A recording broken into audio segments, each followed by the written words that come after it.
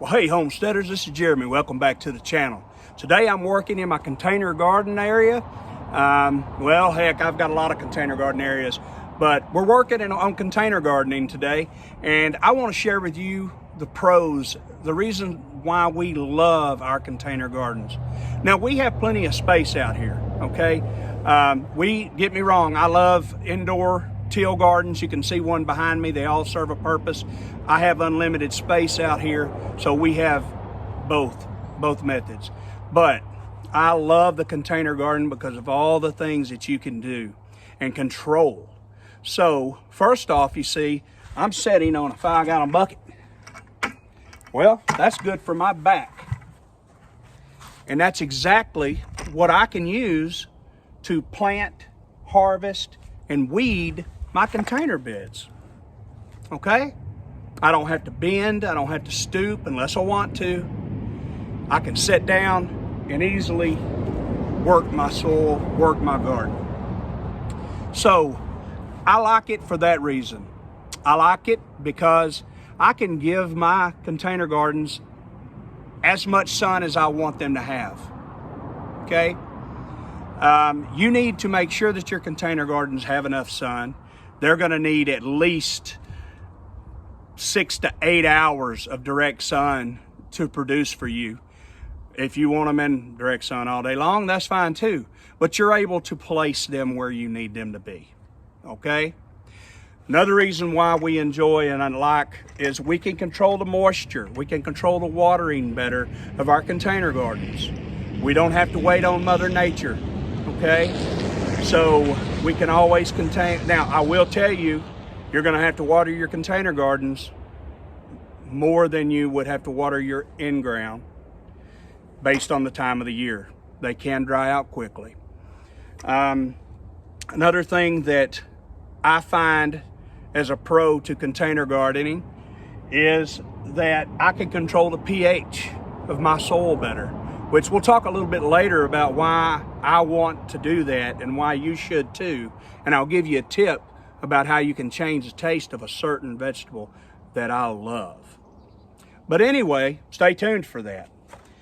If you're getting something out of this, we ask you to like and subscribe to our channel because we've got a lot more to bring you. And we've got a lot of videos that we've done in the past that we would love to share with you. That's what keeps us bringing them to you. So back to it. The reasons why I like container gardening. We talked about the positioning. We talked about my back, the sun, the pH, and the watering. It's also easier to control pests, okay? Now, I've also had a lot of people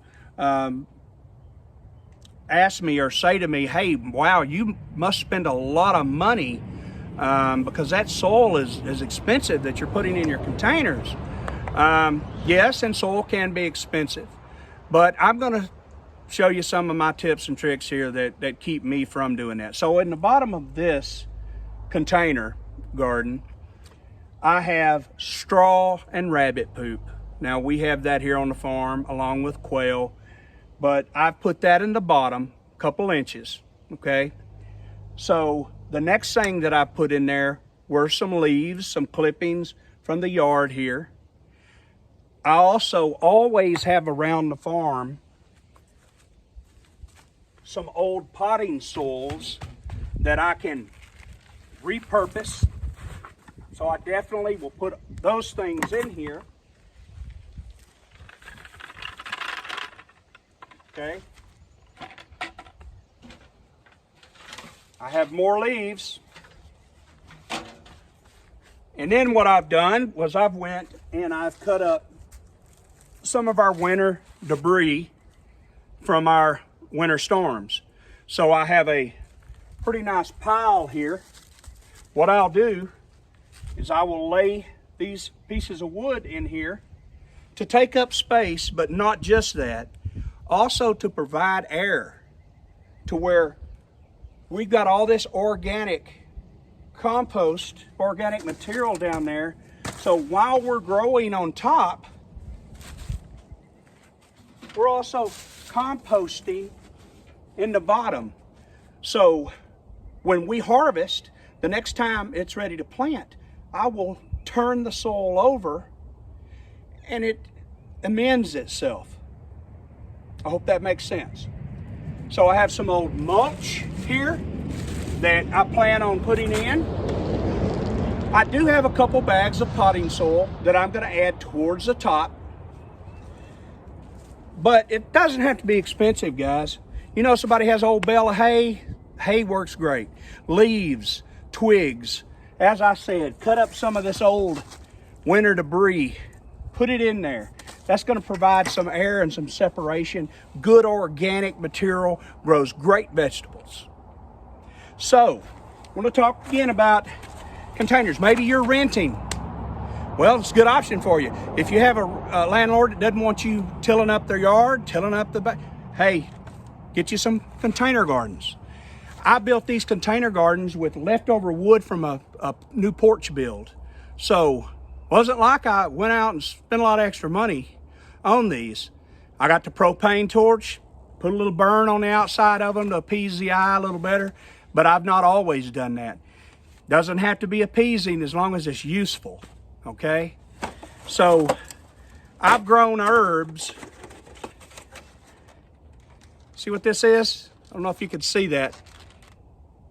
This is a Chick-fil-A platter. Already comes with nice holes in the top. It's got to put a couple holes in the bottom. That's about 3 inches deep. Cilantro, oregano, arugula, wheatgrass. You can grow all kind of stuff in here. Alfalfa.